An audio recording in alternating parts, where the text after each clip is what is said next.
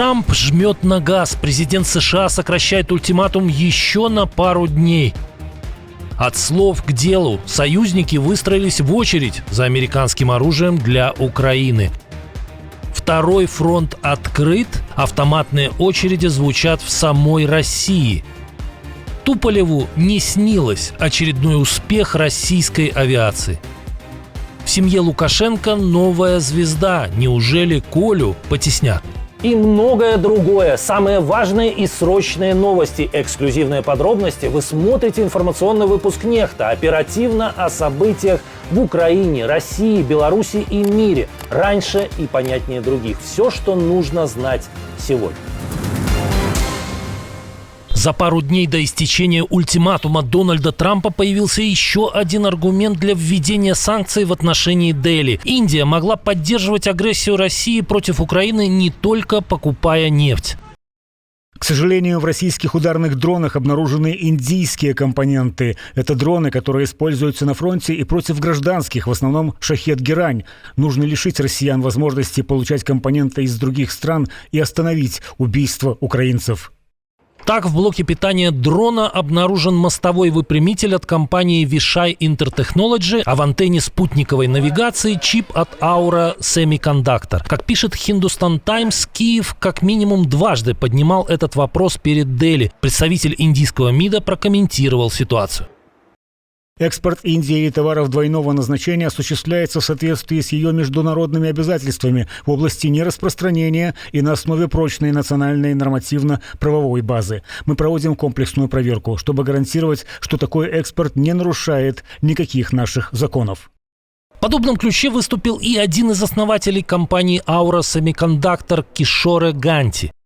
Мы глубоко обеспокоены возможностью того, что какой-либо из наших компонентов мог попасть к производителям оборонной продукции через несанкционированные каналы третьих лиц в нарушение наших заявленных рамок соответствия и соглашений о дистрибуции. Мы решительно выступаем против такой деятельности и обязуемся принимать меры в случае выявления нарушений. По словам предпринимателя, узнав об использовании своей продукции на войне против Украины, компания провела аудит, чтобы понять, кто был конечным покупателем, однако однозначный ответ получить не удалось. Источники Hindustan Times сообщили, что созданные в Индии электронные компоненты могли быть легально экспортированы в страны Западной Азии, а уже оттуда перенаправлены в Россию или Иран. Как думаете, на самом деле не знали? Пишите в комментариях. Тем временем Дональд Трамп не собирается ждать даже до 8 августа. Он обещает обвалить цены на нефть и заставить Путина прекратить убивать людей. Об этом президент США заявил в интервью телеканалу CNBC.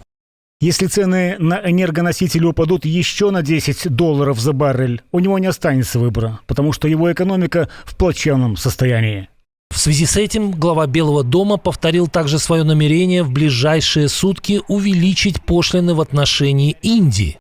Мы договорились о 25%, но я думаю, что существенно повышу его в течение следующих 24 часов, потому что они покупают российскую нефть, они подпитывают военную машину. Если они собираются и дальше это делать, я не буду рад.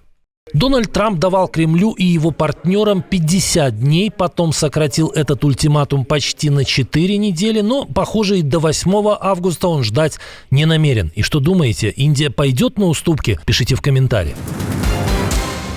Помните, сколько было скептиков, когда хозяин Белого дома и генсек НАТО Марк Рютте всего пару недель тому сообщили о новой схеме поставок для Киева? Но эти обещания не были просто словами. Известна первая страна-покупатель и первая сумма.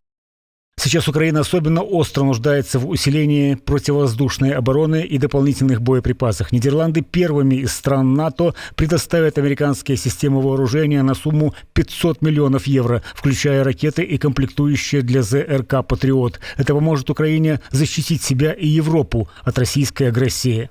В интервью The Telegraph министр уточнил, что помимо Patriot пакет помощи будет включать ракеты и комплектующие к системе ПВО Hawk, а также артиллерийские снаряды. Конкретный состав поставки еще не согласовывался.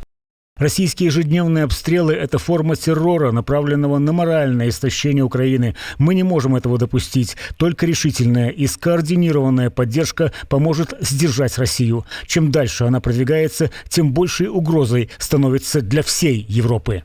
Как сообщил постоянный представитель США при НАТО Мэтью Уитакер, продажа вооружений Нидерландам на сумму $578 миллионов является первым этапом нового соглашения между США и союзниками по альянсу. Голландцы лишь первые из многих. В ближайшие недели вы увидите ряд заявлений. Знаете, когда мы объявили об этой возможности, которая позволила нашим союзникам по НАТО закупить американское оборудование и поставлять его Украине для ее обороны, многие наши союзники подняли руки и выстроились в очередь. Вдогонку появилось сообщение, что еще почти $500 миллиарда на подобную программу в складчину для Украины выделят Швеция, Норвегия и Дания.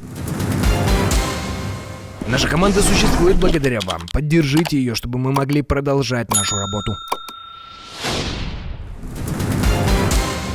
Очередная новость, напоминающая сводки с войны, но пришла она с российского Кавказа. В Кабардино-Балкарии силовики застрелили 3 вооруженных мужчин. Причем речь идет о гражданах России. ФСБ утверждают, что убитые планировали совершение вооруженного нападения на сотрудников республиканских правоохранительных структур.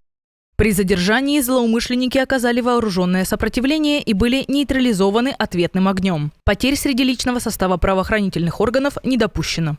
На месте обнаружен солидный арсенал, 2 автомата Калашникова, пистолет ПМ и большое количество боеприпасов к ним, 2 самодельных взрывных устройства, изготовленных из гранат. Также чекисты утверждают, что конфисковали средства связи, цитируем, содержащие переписку с находящимися за рубежом координаторами террористической деятельности с обсуждением планируемых преступлений. Правда, что это за кураторы и из какой страны, ФСБ не сообщает. Нападения на силовиков в этом регионе случаются все чаще. Это касается не только Кабардино-Балкарии, но и Дагестана и Ингушетии.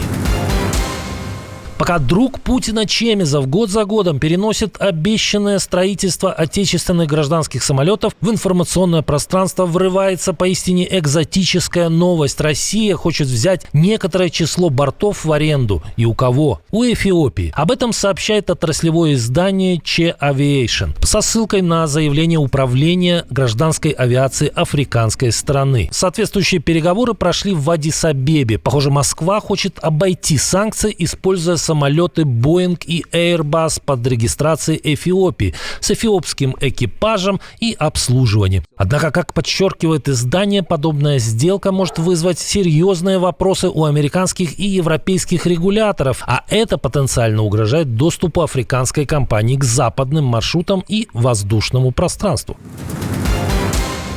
Еще один талант в семье Александра Лукашенко, как выяснило бюро, внук диктатора. Александр Лукашенко-младший в свои 20 лет стал соучредителем частной компании «Сезон упаковки». Авторы расследования обращают внимание, это первый зафиксированный случай, когда член семьи бессменного руководителя Беларуси напрямую владеет частным бизнесом. Внуку крепкого хозяйственника принадлежит 20% дела, остальными 80% владеет фирма «Морские сезоны», которую создала Людмила Неронская. Как утверждает бюро, это бизнесвумен, близкая подруга старшего сына Лукашенко Виктора и его супруги Лилии, родителей молодого бизнесмена. Компания тоже молода, она появилась всего в июне 2025 года.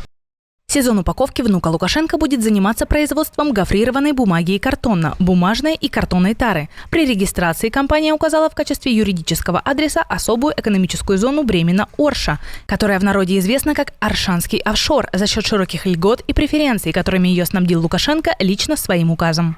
Старший сын диктатора руководит Национальным олимпийским комитетом, средний Дмитрий – президентским спортивным клубом, его жена пишет песни, в которых прославляет своего свекра, младший занят сопровождением отца. Все пределы. Александру Григорьевичу на 32-м году правления никакой бизнес не нужен, он владеет 100% Беларуси. Может, я ошибаюсь, тогда напишите в комментариях.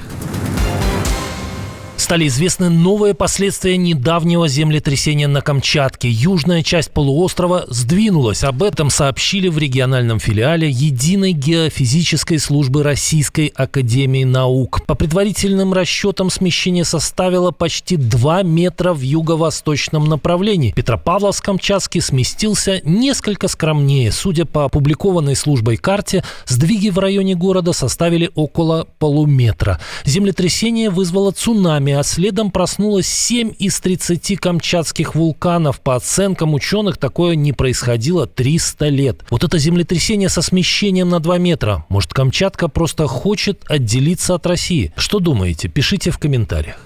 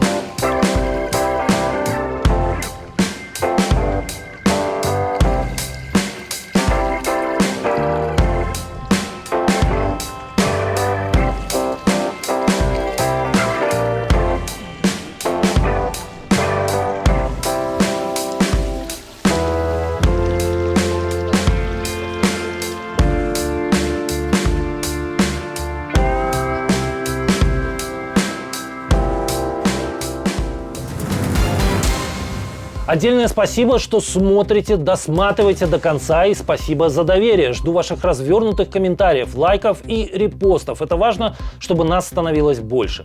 Прекрасного вам и продуктивного дня. На этом пока все. До новых встреч и хороших вам новостей.